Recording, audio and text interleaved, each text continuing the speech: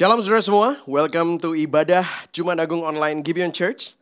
Saya berharap Anda semua sehat dalam perlindungan Tuhan dan tetap bersukacita di dalam damai sejahtera Yesus Kristus Tuhan kita di tengah-tengah suasana lockdown ini. Bagi saudara yang baru pertama kali hadir dan join bersama dengan kami, Gibeon Church memiliki hashtag bukan tempat untuk orang sempurna. Yang artinya dengan inisiatif Tuhan dan oleh kasih karunia Tuhan, Tuhan memilih untuk menyelamatkan kita, orang berdosa, yang sudah rusak total, penuh kelemahan, ketidaksempurnaan. Tapi puji Tuhan, Tuhan yang sempurna itu bukan hanya menyelamatkan, tetapi Dia tinggal dan memberikan kita hidup yang baru. Tinggal di dalam kita dan menyempurnakan kita oleh kuasa Roh Kudus-Nya dan kuasa Injil-Nya dan oleh kasih karunia Allah. Dalam masa-masa lockdown ini ada yang kirim WA message kepada saya, "Pastor, saya rindu dengan ibadah, dengan suasana Paskah di mana biasanya sudah ada kayu salib yang terpasang." Saudara, saya juga rindu seperti mungkin Anda merasa rindu. Tapi saya mau memberikan encouragement kepada kita semua. Bahwa kalau kita belum diizinkan untuk berkumpul kembali, saya yakin Tuhan ingin mengajar kita untuk tetap memandang kepada Kristus. Dan menghayati Paskah dengan cara yang berbeda. Kadang kita semua takabur dengan begitu banyaknya acara dan kegiatan. Di mana hidup kita begitu sibuk dengan banyak hal. Tapi saya berharap di tengah-tengah lockdown ini kita gak bisa kemana-mana. Kita bisa mendalami makna Paskah yang lebih dalam. Sehingga fokus hati kita tidak tercuri oleh kesibukan kita. Tidak tercuri oleh pelayanan kita. Tetapi melalui ini semua kita menemukan makna dan esensi Paskah yang sesungguhnya di dalam hidup kita masing-masing. Amin. Nah, kita akan tetap meneruskan khotbah berseri kita yang berjudul Exodus. Ini adalah minggu yang ke-13. Kita membahas kitab Keluaran. Karena kitab Keluaran adalah cerita kita. Kitab Keluaran seakan-akan adalah gambaran narasi Alkitab. Sejarah dalam rencana penebusan Allah, redemptive history. Ada creation, fall, redemption, restoration. Penciptaan, kejatuhan, penebusan, pemulihan. Keluaran melambangkan kehidupan manusia. Kalau bangsa Israel dibelenggu oleh perbudakan Mesir, maka umat manusia dibelenggu oleh perbudakan dosa di dalam dunia ini. Tuhan mengirim Musa untuk membebaskan Israel dari belenggu perbudakan Mesir untuk dibawa keluar, masuk ke tanah perjanjian. Ada rencana penebusan Allah yang mengirim Yesus Kristus yang merupakan Musa yang sempurna untuk membebaskan umatnya, gerejanya dari belenggu perbudakan dosa. Untuk dibawa keluar dari cara hidup yang lama, cara hidup dunia, masuk ke tanah perjanjian, yaitu hidup yang kekal. Kelak nanti tubuh kemuliaan yang sempurna di langit baru, bumi baru. Jadi kalau kita mengerti kitab Keluaran dan melihatnya dengan terang Injil, maka itu akan mengubah filosofi hidup kita, cara pandang kita dan menata ulang hati kita. Jadi kalau Anda baru bergabung, ini sudah khotbah yang ke-13 dari seri Exodus. Please catch up, ikuti dari awal. Download Gibeon App di Google Play Store untuk Android atau di iTunes App Store untuk iPhone. Atau cek Spotify atau YouTube channel kami Gibeon Church Surabaya. Amin. Nah, minggu lalu kita membahas Keluaran pasal 7 dan 8. Kita berbicara bahwa setiap tulah yang ditimpakan kepada Mesir itu mengacu secara spesifik kepada dewa Mesir yang disembah oleh orang Mesir. Dan minggu lalu kita berbicara banyak tentang penyembahan berhala. Di mana penyembahan berhala itu definisinya adalah waktu kita mengacaukan urutan penciptaan. The reversal of creation. Kita mengacaukan ordernya Tuhan. Susunan urutan yang Tuhan sudah tetapkan. Di mana urutannya adalah Tuhan, manusia, kemudian ciptaan yang lain. Tapi manusia lebih percaya kepada kebohongan ciptaan daripada sang pencipta. Sehingga susunan dan tatanan yang Tuhan tetapkan secara sempurna itu rusak. Apa yang terjadi setelah manusia jatuh dalam dosa? Tatanan susunan ciptaan rusak, the order of God kacau balau, ada chaos, ada bumi dikutuk, ada kutukan. Dan ada dosa, itulah sebabnya ada binatang buas, ada bencana alam, ada chaos, ada virus. Dan lebih dari semua itu virus yang menyerang kita hari-hari ini adalah yang lebih parah adalah virus wabah dosa yang menjadi akar dari segala kesusahan dan keterpisahan kita dari Tuhan. Dan minggu lalu poin saya ada 3 bahwa kita berkecenderungan untuk menyembah berhala. Dan berhala itu tidak mampu memuaskan kita dan ada konsekuensi dari penyembahan berhala. Dan kita melihat 3 tulah yang pertama. Tulah yang pertama adalah air sungai Nil yang menjadi darah. Yang merupakan sumber kekayaan dan kejayaan Mesir. Dewa Hapi yang membuat ini semua dipermalukan. Dan tulah yang kedua adalah katak, di mana-mana menyerbu Mesir sampai tidak ada tempat untuk duduk dan tidur, yang melambangkan dewa Heket, kesuburan yang membawa berkat dan keberhasilan. Di sini Firaun kelihatannya melunak, tetapi begitu ada kelegaan gara-gara didoakan Musa, kataknya berhenti, Firaun mengeraskan hati lagi. Dan tulah yang ketiga adalah nyamuk, debu yang menjadi nyamuk yang menyerbu seluruh tanah Mesir. Dan kita mengaitkannya juga dengan Palm Sunday minggu lalu ya. Nah, hari ini di masa Jumat Agung kita akan terus meneruskan tulah yang lain, yaitu tulah keempat sampai tulah ke-10. Dan akhirnya kita akan mengaitkannya dengan pengorbanan Kristus di kayu salib pada saat Jumat Agung dan maknanya bagi kita semua. Are you ready? Kita akan melihat Keluaran 8 sampai Keluaran 12. Poin saya hari ini ada 3. Yang pertama adalah Dia adalah Tuhan dan tidak ada Tuhan yang lain. Dan yang kedua, Dia adalah Tuhan yang berdaulat atas alam semesta. Dan yang ketiga, Dia adalah Tuhan yang adil dan Tuhan yang berbelas kasihan. Nah, kita akan secara cepat membahas tulah-tulah ini. Saya nggak akan baca semua ayat-ayatnya, tetapi hanya ayat-ayat yang penting saja. Anda bisa nanti baca sendiri di rumah setelah Anda mendengar khotbah ini. Amin. Bilang sama sebelahmu, dibaca loh ya ayat-ayatnya ya. Anyway, kita nggak kemana-mana, ya, work from home, worship from home, oke? Jadi saudara-saudara, tulah yang ketiga adalah debu jadi nyamuk. Debu itu jadi nyamuk dan nyamuk itu menyerang seluruh Mesir. Sebelum tulah itu berakhir, Tuhan sudah menyuruh Musa untuk menyampaikan kabar tentang tulah keempat di kitab Keluaran 8 ayat 20 sampai ayat yang ke-32. Nah, kita melihat bahwa tulah yang ketiga aja belum habis. Sudah dikasih Tuhan tulah yang keempat yang merupakan munculnya jutaan lalat pikat yang memenuhi seluruh negeri Mesir. Sekali lagi tulah ini dimaksudkan oleh Tuhan untuk mempermalukan dewa orang Mesir, yaitu Uwacit, dewa lalat yang membawa kesuburan dan kelimpahan. Tuhan memakai simbol dewa orang Mesir sendiri untuk menyiksa orang Mesir itu. Tuhan hendak menyatakan bahwa mereka tidak dapat bergantung kepada dewa-dewa mereka untuk menyelamatkan diri mereka sendiri dari tulah Tuhan. Dan tulah itu berhenti gara-gara Firaun minta sama Musa, please doain supaya lalat-lalat ini pergi. Tak kasih jaminan deh Israel boleh pergi dan menyembah Tuhan. Dan Musa berdoa kepada Tuhan dan Tuhan menghentikan lalat itu. Tetapi Firaun kembali mengeraskan hatinya dan melanggar janjinya. Maka turunlah tulah kelima, yaitu penyakit sampar pada ternak di Keluaran 9 ayat 1 sampai 7. Dikatakan di ayat 6 bahwa segala ternak orang Mesir itu mati. Dan ternak orang Israel tidak ada seekor pun yang mati.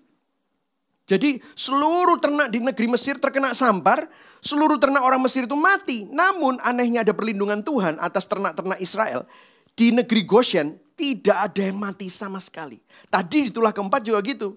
Tidak didapati satupun lalat pikat di Goshen tempat bangsa Israel tinggal. Jadi ini ada suatu perlindungan Tuhan yang luar biasa.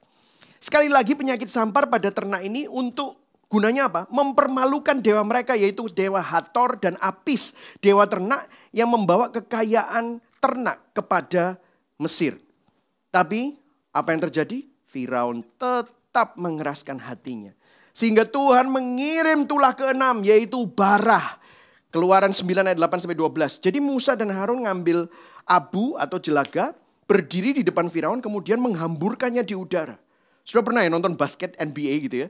LeBron James sebelum pertandingan, dia ambil bedak, terus dia lempar ke udara. Jos gitu kan. Sebelum pertandingan dan semua orang sorak-sorai. Nah ini mirip banget. Musa ngambil abu, dihamburkan di udara, maka waktu abunya itu turun, kena manusia. Dan itu semua jadi bisul, barah. Barah ini adalah sejenis antraks pada kulit. Seperti bisul yang bernanah. Dan kalau mengelupas itu seperti gelembung-gelembung dan menyerang seluruh tubuh orang Mesir. Dari lutut, paha, kaki, kepala, telapak kakinya pun juga kena. Dan bahkan karena kondisi yang begini parah, ini menjadi alasan kenapa dukun-dukunnya Firaun tidak dapat menghadap Firaun. Karena tubuhnya penuh dengan bisul. Mempermalukan para ahli nujum, ahli sihir Mesir. Dan menghina setidaknya 3 dewa, yaitu Sekhmet, Shunu, Isis, yang merupakan dewa kesehatan. Tapi apakah Firaun bertobat? Firaun tetap mengeraskan hatinya. Sehingga Tuhan mengirim tulah ketujuh, yaitu hujan es, Keluaran 9 ayat 13-35. Tulah ke-6 berakhir, Tuhan sudah menyuruh Musa mengumumkan kepada Firaun tentang tulah ketujuh. Hujan es bukan hanya es, tapi ada api yang berkilat-kilat di antara es tersebut. Sehingga kalau kena, semua yang ada di padang itu kena tulah ini pasti mati, binasa. Tetapi seperti sebelumnya ada perlindungan Tuhan. Bahwa di tanah Goshen, tempat orang Israel, tidak ditimpa oleh hujan es ini sama sekali. Tulah ini merupakan hukuman yang dahsyat atas Mesir. Di Alkitab hujan es bercampur api ini digambarkan dengan kata-kata terlalu dahsyat. Seperti yang belum pernah terjadi. Dan ini juga mempermalukan dewa Mesir, namanya dewa Nut, dewa langit, dan Osiris. Dan tulah ini berhenti atas permintaan Firaun kepada Musa. Bahkan Firaun tampaknya mau bertobat. Firaun bahkan berkata di ayat 27, aku telah berdosa sekali ini. Tuhan itu adalah Tuhan yang benar. Tetapi aku dan rakyatku lah yang bersalah. Dia minta sama Musa, berdoalah kepada Tuhan, ayat 28. Guru yang sangat dahsyat dan hujan es itu sudah cukup. Maka aku akan membiarkan kamu pergi. Dan tidak usah kamu tinggal lebih lama lagi. Wow, keren ya. Tetapi apakah itu merupakan janji yang ditepati?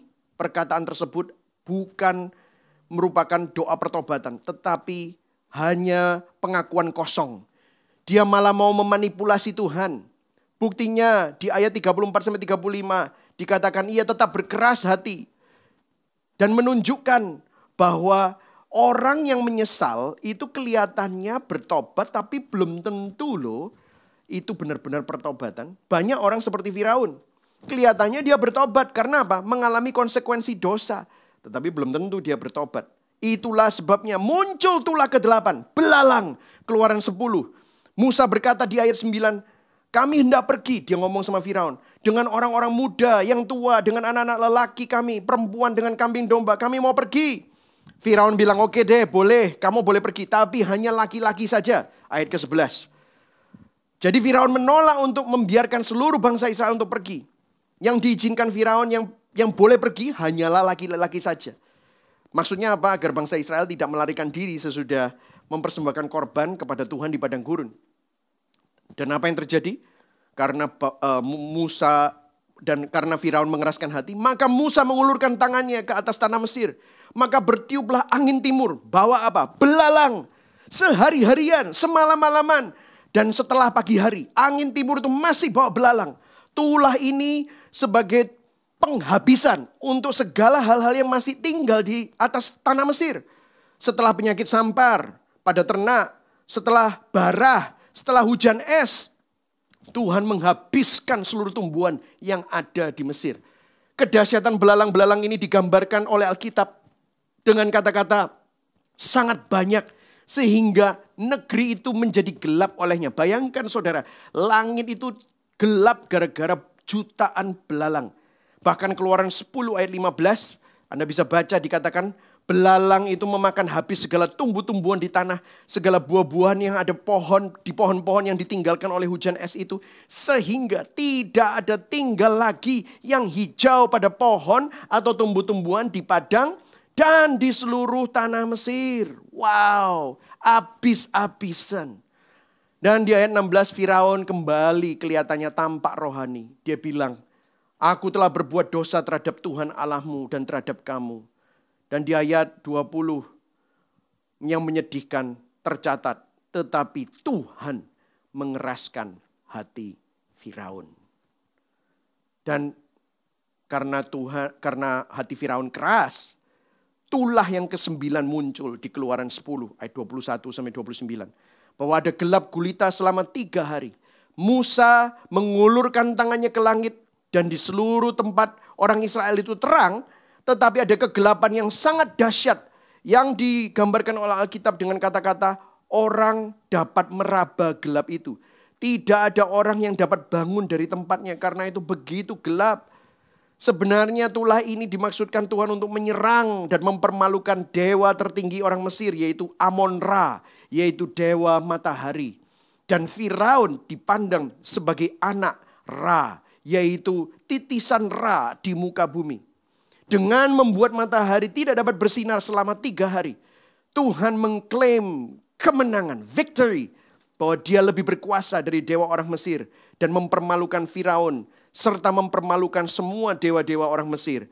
Dan orang Mesir itu beribadah kepada dewa-dewa yang kalah berkuasanya dengan Allah Yahweh. Nah, mungkin Anda bertanya di sini, kenapa sih Tuhan sampai bertubi-tubi menurunkan tulah kepada negeri Mesir? Kayaknya Tuhan itu kejam banget. Kayaknya Tuhan itu jahat atau mungkin kayaknya tega banget. Apakah Tuhan adalah Tuhan yang bengis dan kejam, yang menghukum tanpa belas kasihan orang yang menolak Dia? Atau mungkin sebenarnya keinginan hati Tuhan adalah waktu menjatuhkan tulah-tulah ini, Dia bertujuan untuk membuat orang-orang ini hanya menyembah Dia secara egois? Apakah begitu? Sebenarnya yang perlu kita tanyakan itu sebaliknya, saudara. Bukankah kita semestinya bertanya, sampai seberapa keras dan tegarkah hati manusia hingga Tuhan sampai perlu membuktikan kuasanya dan mendatangkan 10 tulah yang dahsyat dan yang berat ini. Dan masih terakhirnya Firaun menolak Dia. Itu loh keadaan manusia. Apa yang mau disampaikan Tuhan melalui tulah-tulah ini? Di Jumat Agung ini saya mau mengajak kita merenungkan ini. Karena ada yang menarik, saudara. Secara tradisional 10 tulah ini oleh tradisi Yahudi dibagi menjadi 3 bagian. Sebelum nanti ke puncaknya di tulah ke-10. Nanti kita akan bahas tulah yang ke-10. Tetapi kita akan bahas dulu ke-9 tulah. Minggu lalu kita sudah bahas 1-3 dan minggu ini 4-9. Tulah itu dibagi 3 karena memiliki siklus pola yang sama. Tulah pertama, tulah ke-4 dan tulah ke-7, Tuhan menyuruh Musa menjumpai Firaun di pagi hari di tepi sungai Nil. Coba cek, saudara. Tulah kedua, ke-5 dan ke-8, Tuhan menyuruh Musa menjumpai Firaun di dalam istana. Lalu kemudian tulah ke-3, ke-6 dan ke-9 datang tanpa ada peringatan apa-apa. Seolah-olah Tuhan ingin memberikan surprise yang mengerikan kepada Firaun dan Mesir. Dan seakan-akan Tuhan mau ngomong enough is enough. Jadi tulah yang pertama dan kedua diberikan Firaun. Dan Firaun mengeraskan hati, datanglah tiba-tiba tulah yang unexpected, yaitu tulah ketiga. Begitu juga seterusnya. Ke-4, ke-5, dan kemudian ke-6. Terjadi lagi tiba-tiba. 3 kali pola ini berulang sampai kepada tulah yang ke-10. Apa tujuannya? Kenapa? Tujuannya adalah poin saya yang pertama tadi. Bahwa Tuhan ingin menyatakan bahwa Dialah Tuhan dan tidak ada Tuhan yang lain. Melalui setiap mujizat ini, Tuhan ingin memberikan pesan dan supaya kita percaya dan kita tahu bahwa Allah menyatakan dirinya sebagai Allah El Shaddai. Artinya apa? Allah yang maha kuasa. Allah yang maha kuasa berarti Dia adalah Sang Pencipta. Dia adalah Allah yang berkuasa, yang mampu untuk menciptakan dari yang tidak ada menjadi ada. Ini adalah doktrin creation ex nihilo. God can create from nothing. Hanya Allah yang asli dan Allah yang sejati yang bisa melakukan seperti ini. Hanya Tuhan El Shaddai yang sanggup melakukan segala sesuatu di luar daripada yang tidak mungkin. Yang tidak mungkin menjadi mungkin. Yang tidak ada menjadi ada. Hanya Tuhan yang patut kita sembah. Dan hanya Dia yang mengontrol segala sesuatu. Dan segala sesuatu itu ada dan menjadi indah hanya karena Tuhan. Itu yang pertama, saudara. Yang kedua, Dia adalah Tuhan yang berdaulat atas apa? Alam semesta. Kalau saudara perhatikan, ada 4 tulah dari 10 tulah itu berhubungan dengan binatang. The animal kingdom. Dan 5 tulah yang lain berhubungan dengan apa? Alam. Yang artinya Tuhan Sang Pencipta lebih tinggi dan lebih berkuasa dari alam semesta. Lebih berkuasa daripada dewa-dewa Mesir yang mengkopi binatang-binatang. Dewa Mesir tidak mampu menolong mereka. Allah Yahweh berdaulat atas segala sesuatu. Artinya segala sesuatu dikerjakan dalam kontrol dan pengaturan Allah. Tulah-tulah itu bukan sebagai suatu kedahsyatan alam yang rancu, yang membabi buta. Bukan, karena datang dan perginya tulah-tulah tersebut diatur, bahkan timingnya diatur. Dan menunjukkan bahwa tangan Allah penuh dengan kuasa mengontrol semuanya. Wow, Saudara, dengan ini biarlah melalui pemahaman ini kita mengerti bahwa Allah yang berdaulat itu in control of this life. Seperti saat ini, biarlah kita tenang. Kita meskipun sekarang ada dalam suasana lockdown, work from home, worship from home. Anda nggak bisa kemana-mana. Mungkin seakan-akan kita kehilangan kontrol. Banyak kekhawatiran, banyak ketakutan. Banyak hal yang terjadi dalam hidup kita karena akibat dari masalah yang sekarang kita hadapi semua. Dan ini bukan hanya di Indonesia loh. Ini terjadi di seluruh dunia. Inilah tanda akhir zaman. Alkitab sudah menubuatkan ini. Bahwa di zaman akhir akan ada masa-masa sulit. Akan ada masalah-masalah besar. Masa-masa yang penuh dengan kegelapan. Tapi hari ini melalui 2 poin yang pertama ini saya mau memberikan kabar penghiburan buat kita. Bahwa Allah yang kita sembah adalah Allah yang berdaulat. Dia adalah Allah yang memegang kendali. Allah yang in control. Yang setuju katakan amin. Itulah sebabnya hari-hari ini banyak sekali orang-orang yang tidak pernah memikirkan keberadaan Tuhan jadi memikirkan Tuhan, saudara. Saudara tahu, saya baru dikasih tahu sama teman saya yang berkecimpung dalam digital marketing. Dia bilang bahwa di dunia saat ini kata-kata yang paling trending di Google orang setiap hari adalah the word God. The word God, Tuhan. Di sini kita bisa melihat bahwa Allah bekerja dalam segala sesuatu untuk mendatangkan kebaikan. Selalu ada maksud dan rencana Tuhan yang baik bahkan dalam masalah yang terburuk bagi manusia. Pandemik ini menjadi sebuah cara ilahi untuk mendatangkan kebaikan kepada manusia. Wabah seperti ini memaksa manusia untuk memikirkan tentang kehidupan dan kematian. Begitu banyak orang mati selama ini dan setiap hari di seluruh penjuru dunia, tetapi manusia cenderung gak peduli. Mereka gak even mikirin tentang hidup dan mati. Mereka hanya menikmati hidup saja. Semuanya dianggap wajar. We take things for granted. Jarang ada yang terdorong untuk merenungkan makna kehidupan yang lebih serius. Tetapi waktu wabah ini melanda, waktu situasi ini terjadi di seluruh dunia, orang mulai peduli dengan kehidupan dan kematian. Apa yang selama ini dipandang wajar, sekarang mulai direnungkan. Apa yang dulu diremehkan dan tidak dihargai, sekarang jadi sangat diapresiasi, dimaknai dengan makna yang sebenarnya. Amin. Saya yakin ini adalah cara Tuhan untuk berbicara sama kita semua. Di balik semua pergumulan dunia yang penuh dengan penderitaan, penuh dengan kesusahan, ada panggilan Tuhan kepada dunia untuk apa? Bertobat. Panggilan Tuhan bukan hanya kepada dunia juga, tetapi kepada gerejanya, kepada saudara dan saya, untuk bukan main agama, untuk lebih serius, untuk bertobat, bukan memiliki pertobatan palsu, tetapi pertobatan yang asli. True repentance, memiliki hati yang hancur.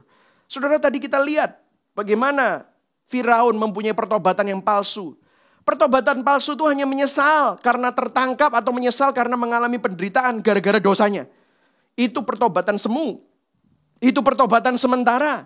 Itu pertobatan yang tidak asli. Pertobatan palsu seperti Firaun bisa lo berdoa, tetapi doanya lihat. Doanya Firaun apa? Ada terms and condition. Dengan syarat dan ketentuan. Tuhan, kalau kamu gini nanti aku begitu. Tuhan, kalau engkau hentikan belalang nanti aku akan lepaskan bangsa Israel. Oh Tuhan, kalau kamu kasih aku kesembuhan nanti aku bertobat deh. Doa yang seperti itu sebenarnya bukan pertobatan asli. Tetapi pertobatan yang memanipulasi, memperalat dan mengatur Tuhan supaya Tuhan itu setuju dengan proposal doanya. Itu bukan doa pertobatan yang sejati. R.C. Sproul berkata di dalam quote-nya bahwa sin is a cosmic treason.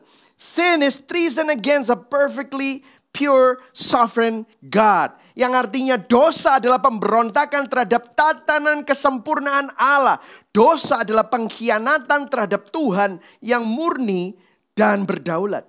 Saya kasih contoh. Firaun bernegosiasi kepada Musa. Dari situ kita tahu bahwa Firaun sebenarnya tidak bertobat. Dia ingin jadi Tuhan karena dia yang ingin mengatur Tuhan dengan terms and condition. Tawaran yang pertama apa? Di Keluaran 8 ayat 25. Engkau boleh berbakti hanya di Mesir saja. Setelah itu datang tawaran kedua, Keluaran 10 ayat 11. Engkau dan semua anak laki-laki Israel boleh berbakti, tapi jangan bawa istri dan anak-anak. Lalu tawaran ketiga, Keluaran 10 ayat 24. Engkau boleh pergi bawa keluargamu, tapi ternakmu yang harus tinggal. Seringkali kita itu cuman hanya menyesal, tapi nggak bertobat. Manusia sering gini kan, kita itu suka bernegosiasi. Begitu keadaan enak sedikit, begitu ada lega sedikit, begitu ada kelepasan, sudah lupa semua. Padahal tadi sebenarnya kita sudah berteriak-teriak minta tolong sama Tuhan dan katanya mau bertobat. Itu bukan pertobatan sejati. Kita mudah sekali lupa, kita mudah sekali berpaling. Hari ini ada panggilan untuk kita bertobat, bukan pertobatan palsu tetapi pertobatan yang sejati. Ada sebuah quote lagi dari R.C. Sproul yang berkata, "We want to be saved from our misery, but not from our sin." Kita ini ingin diselamatkan dari penderitaan kita, tapi bukan dari dosa kita. Lucu ya? Kenapa? Karena kita ini suka sama dosa. Meskipun dosa itu hanya memberikan kenikmatan semu, dan biasanya setelah dosa apa? Membelenggu. Ujung-ujungnya bawa banyak duka. Tetapi natur kita suka dosa. Dan diteruskan apa? We want to sin without misery, just as the prodigal son wanted inheritance without the father. Kita ingin kalau bisa kita terus hidup dalam dosa tanpa ada penderitaan atau konsekuensi dari dosa itu. Ayo, betul atau tidak? Sama seperti apa? Perumpamaan anak yang hilang. Ingat gak? Anak yang hilang itu minta apa? Dia minta warisan. Dia gak peduli sama bapaknya. Dia hanya mau warisan, terus dia mau pesta pora untuk menghabiskan warisan itu. And then, guess what? Next. Sin always accompanies misery. There is no victimless crime. And all creation is subject to decay because of humanity's rebellion from God. Dosa selalu berakibat duka, kesengsaraan, dan penderitaan. Tidak ada kejahatan tanpa korban. Dan semua ciptaan itu tunduk pada kutuk dosa, kemerosotan yang menuju kepada kebinasaan. Karena pemberontakan manusia kepada Tuhan. Ada panggilan di Jumat Agung ini, we need to repent. Kita perlu bertobat. Kita perlu sadar bahwa kita orang berdosa tanpa Tuhan. Kita ini berdosa bukan karena tertangkap. Pertobatan kita itu bukan karena kita mengalami penderitaan akibat dosa saja. Tetapi kita berdosa terhadap Tuhan yang Maha Kudus. Kita berdosa pada Pencipta yang menciptakan kita untuk kemuliaannya. Kita perlu datang kepada Tuhan. Kita perlu akui. Kita mengaku bahwa kita orang berdosa yang butuh Tuhan. Katakan kepada Tuhan, I'm sick and tired of my sin. Call it out. Apapun dosamu, akui. Sebutkan dosanya. Kalau saudara pembohong, aku pembohong Tuhan. Aku pejinah Tuhan, aku pesombong. Aku penuh kemarahan, aku pendendam. Akui bahwa engkau lebih percaya sama berhala-berhalamu. Saya seringkali lebih percaya kepada apa yang saya bisa pegang dan kontrol. Kita perlu bertobat dan kembali kepada Tuhan. Minta ampun sama Tuhan. Dan ini yang membawa saya kepada poin yang ketiga. Dia adalah Tuhan yang adil, tetapi dia juga Tuhan yang berbelas kasihan. Give mercy.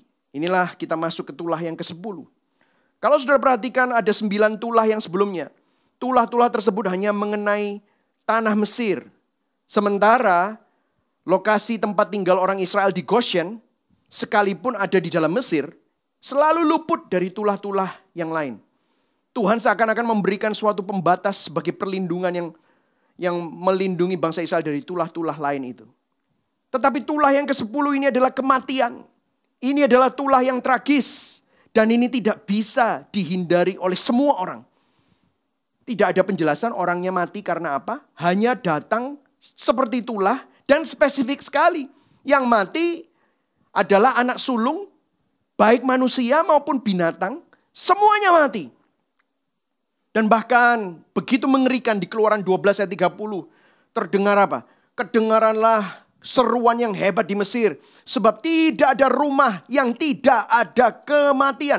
Semuanya tertimpa kecuali rumah yang ada olesan darah domba yang tidak bercacat dan bercela di ambang pintunya. Di Mesir malam itu tidak ada rumah yang tidak mengeluarkan suara tangisan yang memilukan. Tidak ada rumah yang tidak ada kematian di dalamnya. Ini menggambarkan apa?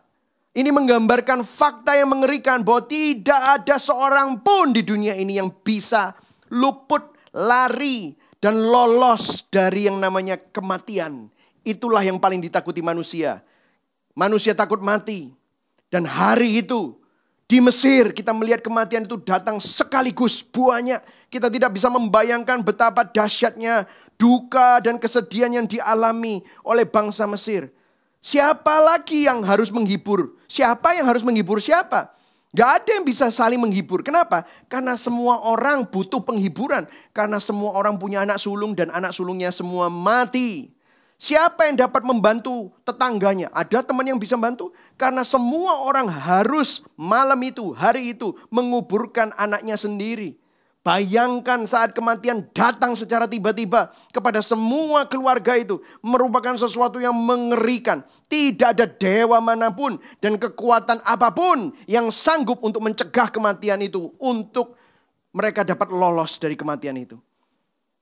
Tetapi disinilah dikatakan bahwa poin yang ketiga, Allah adalah Allah yang adil. God is a just God. Allah yang adil berarti keadilannya dinyatakan secara adil atas setiap dosa yang ada. Kalau ada dosa, harus dihukum. Allah yang adil adalah Allah yang tidak pernah pandang bulu. Tidak pernah menilai secara penilaian manusia yang begitu subjektif. Seringkali kita menghormati orang ketika kita melihat kerennya, terkenalnya, melihat hartanya. Kita respect terhadap orang karena cantiknya, gantengnya, keturunannya, perawakannya. Kita respect, tunduk-tunduk kagum waktu ketemu dengan orang yang punya jabatan, kedudukan yang tinggi. Tetapi melalui tulah yang ke-10 ini, Tuhan menunjukkan keadilannya. Dia tidak pandang bulu. Tuhan memberitahu melalui Musa. Keluaran 11 ayat 4 sampai 5 dikatakan apa? Pada waktu tengah malam aku akan berjalan dari tengah-tengah Mesir. Maka tiap-tiap anak sulung di tanah Mesir akan mati. Tiap-tiap anak sulung di tanah Mesir. Dan seperti tadi kita baca di ayat yang ke-30. Bangunlah Firaun pada malam itu bersama dengan semua pegawainya dan semua orang Mesir. Kedengaranlah seruan yang hebat di Mesir. Sebab tidak ada rumah yang tidak ada kematian. Termasuk anak sulung Firaun. Semua orang tidak pandang bulu harus menghadapi kematian. Semua orang tidak pandang siapapun. Apakah mereka dari kalangan bawah, kalangan menengah, bahkan sampai istana Firaun.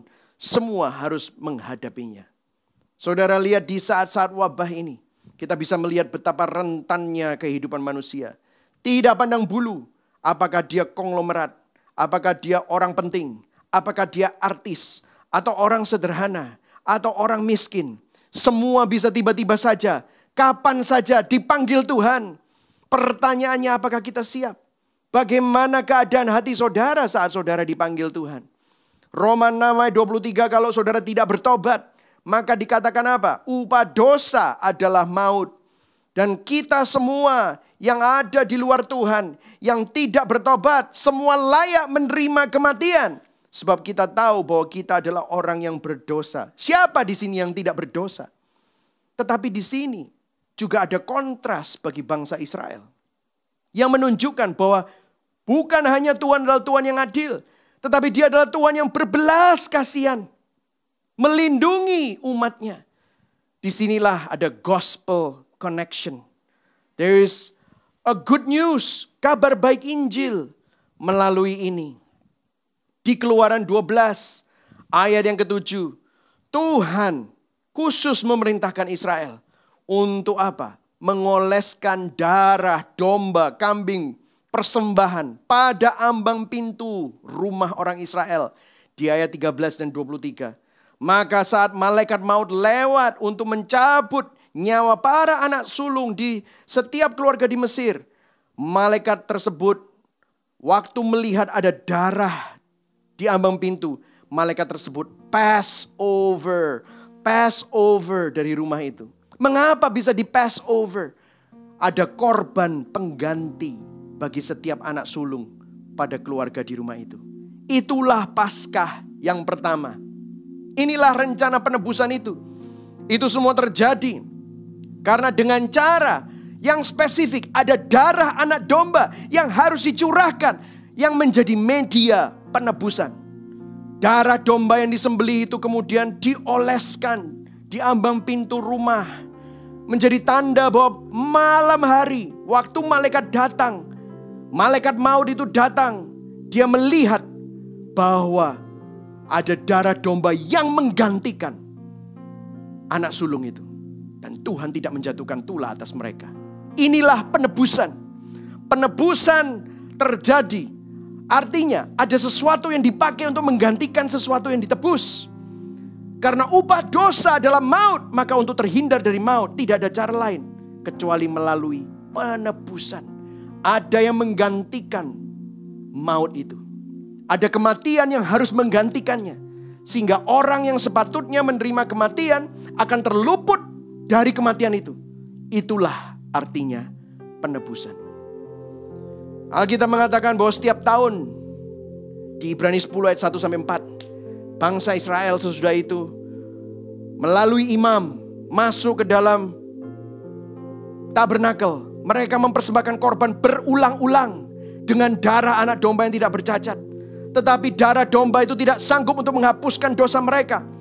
Itulah sebabnya mereka harus melakukannya berulang-ulang. Sampai datang anak domba Allah, namanya Yesus Kristus. Dialah yang mengcover dosa seluruh umat manusia. Melalui karya salib, melalui hidupnya yang sempurna. Dia adalah orang yang sempurna, manusia yang sempurna, imam besar yang sempurna.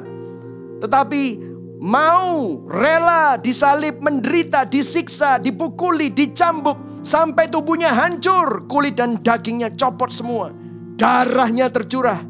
Yesus Kristus menyerap seluruh murka Allah atas dosa di dalam tubuhnya sampai tuntas. Dan itu tidak dilakukan setengah-setengah. Supaya apa? Terjadi pertukaran. Dia yang tidak mengenal dosa menjadi dosa, supaya kita yang berdosa menjadi kebenaran Allah di dalam Kristus. Dia yang mulia menjadi kutuk. Dia menanggung kutuk bagi kita. Semestinya kita yang kena kutuk. Semestinya kita yang binasa. Tetapi Kristus yang harus menanggung kebinasaan kita.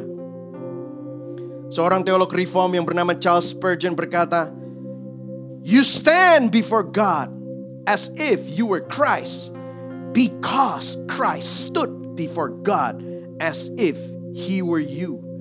Kita bisa berdiri di hadapan Allah seolah-olah kita adalah Kristus, tidak dihukum. Karena apa? Kristus yang telah berdiri di hadapan Allah, seolah-olah Dia adalah kita dan Dia menanggung hukuman itu. He take the brunt of the wrath of God. Waktu Dia berkata sudah selesai di atas kayu salib, di situ tirai bait Allah sobek dari atas ke bawah, menunjukkan bahwa bukan karya manusia, bukan usaha manusia, bukan karena agama, bukan karena ritual-ritual agamawi, sehingga tidak ada lagi pemisah antara Tuhan dan manusia. There is grace made available to those who believe. The covenant is not just for Israel, but to all who believe.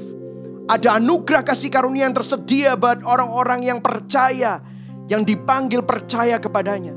Ada covenant, ada ikatan perjanjian Tuhan yang dibuat atas Abraham, Ishak dan Yakub, dan itu bukan hanya untuk orang Israel, tetapi kepada semua bangsa yang mau percaya kepadanya. Tidak ada dosa sebesar apapun yang tidak bisa Tuhan ampuni oleh darahnya yang begitu berharga.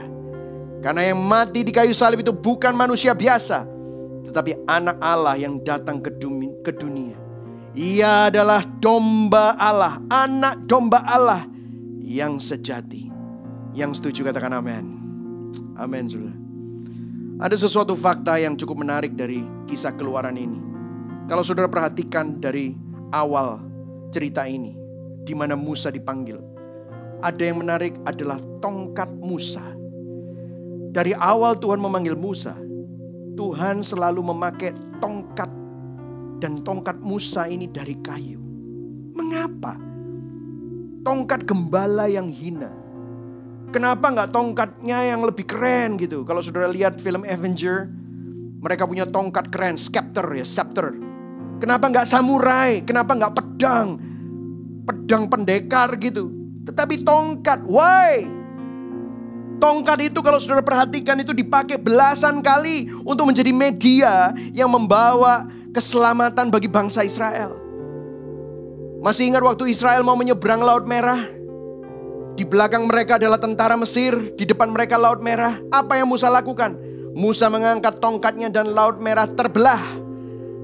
Waktu tulah melanda Mesir, setiap kali Musa mengangkat tongkatnya, penghakiman jatuh atas Mesir.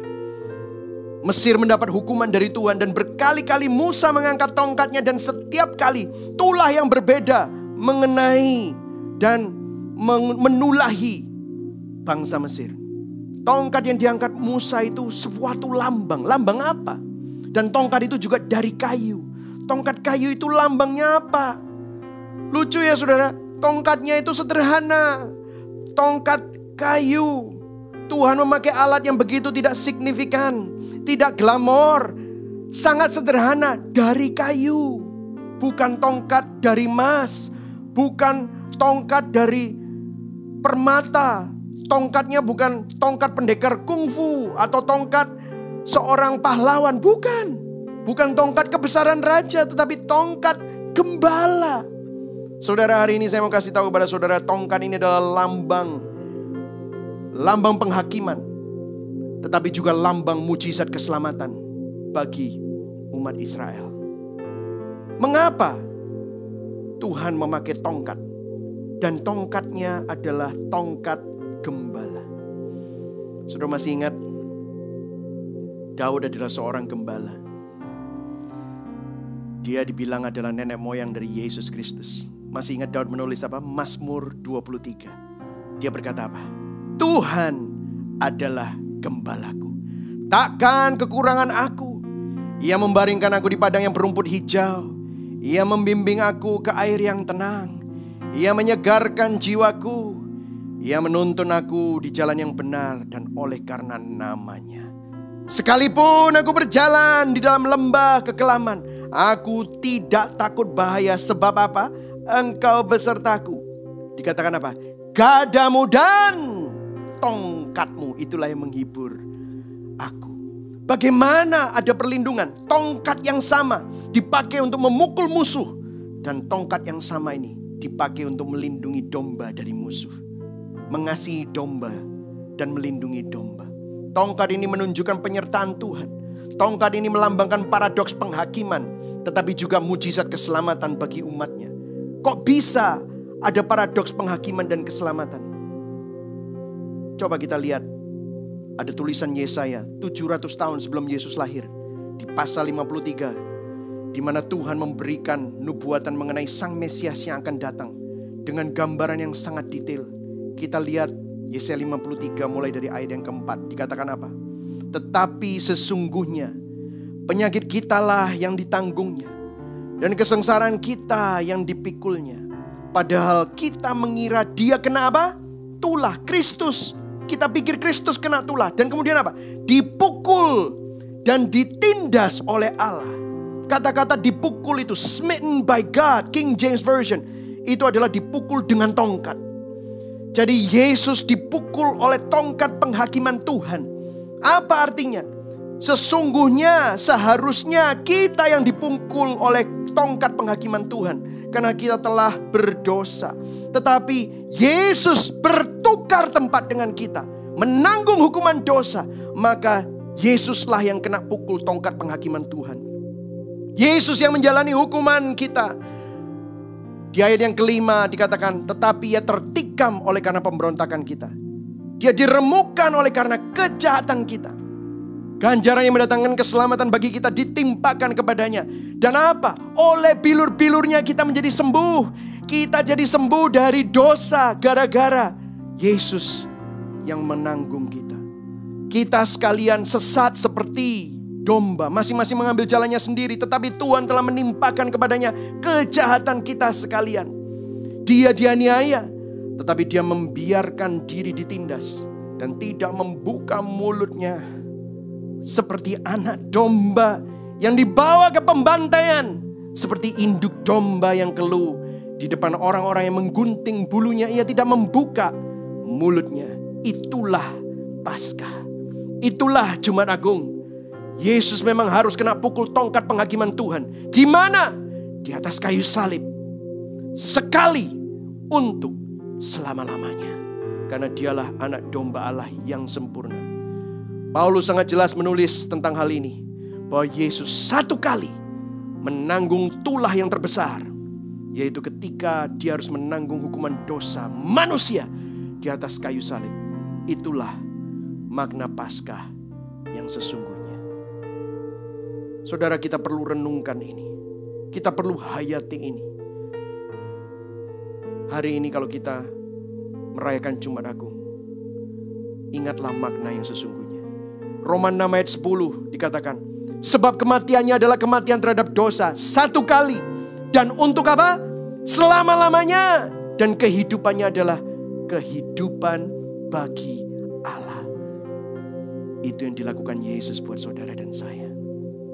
Yesus dikatakan juga imam besar. Kalau ada imam besar yang fana, dia adalah imam besar yang sempurna. Ibrani 7 ayat 27. Tidak seperti imam-imam besar lain yang setiap hari harus mempersembahkan korban untuk dosanya sendiri. Dan sesudah itu barulah untuk dosa umatnya. Sebab hal itu telah dilakukannya. Nya itu siapa? Yesus. Satu kali untuk selama-lamanya. Ketika ia mempersembahkan dirinya sendiri sebagai korban. Imam besar kita tidak pakai domba lain. Dia memakai dirinya sendiri. Itulah sebabnya dia dikatakan imam besar kita yang sempurna. Dan dia adalah anak domba Allah yang sempurna. Ibrani 9 ayat 28. Demikianlah pula Kristus hanya satu kali saja mengorbankan dirinya untuk menanggung dosa banyak orang. Sesudah itu ia akan menyatakan dirinya sekali lagi tanpa menanggung dosa untuk menganugerahkan keselamatan kepada mereka yang menantikan dia. Bagaimana dengan saudara? Apakah saudara sudah menerima keselamatan ini? Hari ini di hari Jumat Agung ini, marilah kita sama-sama bertobat. Bukan dengan pertobatan palsu, tetapi kita berpaling dari dosa kita, dari berhala-berhala kita. Kita katakan enough is enough. Cukup dosa-dosaku yang selama ini membelenggu aku, Tuhan, aku mau bertobat dari itu semua. Cukup berhala-berhala yang menyiksa aku, keserakahanku. Aku mau bertobat, Tuhan. Hawa nafsuku, my lust, aku mau bertobat. Kebencianku, kekecewaanku, kekhawatiranku, ketakutanku yang menyiksa aku, membelenggu aku. Jangan berhenti cuman tahu tentang teologi, tahu tentang Injil. Saudara tahu ciptaan yang paling tahu tentang teologi sebenarnya adalah iblis. Iblis paling jago teologi dari semua PhD teologi yang ada di dunia ini. Tetapi dia tidak bertobat. Saya akan akhiri dengan quote dari Paul David Tripp. Dia berkata begini. The church is not a theological classroom. Saudara, saya mau kasih tahu, gereja bukan ruang kelas teologi. Banyak orang jago teologi, tahu banyak tentang firman. Percuma kalau gak bertobat. Amin, saudara. Dia bilang apa? It is a conversion, confession, repentance, reconciliation, forgiveness, and sanctification center. Gereja itu adalah pusatnya, tempat orang bertobat. Orang yang mau mengaku dosanya. Orang yang mau berdamai dengan Tuhan. Mau minta pengampunan dan rela dikuduskan. Where flawed people place their faith in Christ, gather to know and love Him better. Di mana orang-orang yang gak sempurna menempatkan iman mereka kepada Kristus yang sempurna, yang sudah berkorban bagi mereka. Berkumpul untuk mengenal Kristus, mengenal bagaimana Kristus mengasihi mereka, sehingga mereka akhirnya bisa mengasihi Kristus, sehingga mereka semua dapat dipulihkan. Gambar dan rupa Allah yang rusak dipulihkan supaya kita bisa kembali, orientasinya tidak salah arah, tetapi kembali mempermuliakan Tuhan. Amin. Itulah makna Jumat Agung.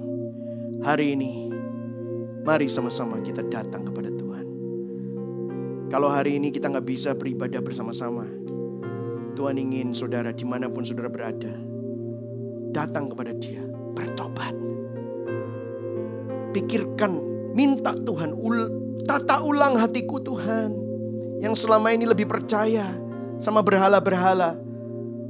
Pertobatanku yang seringkali palsu, datang kepada Tuhan. Minta biar Tuhan berperkara dengan hati saudara. Mari sama-sama kita berdoa bersama-sama.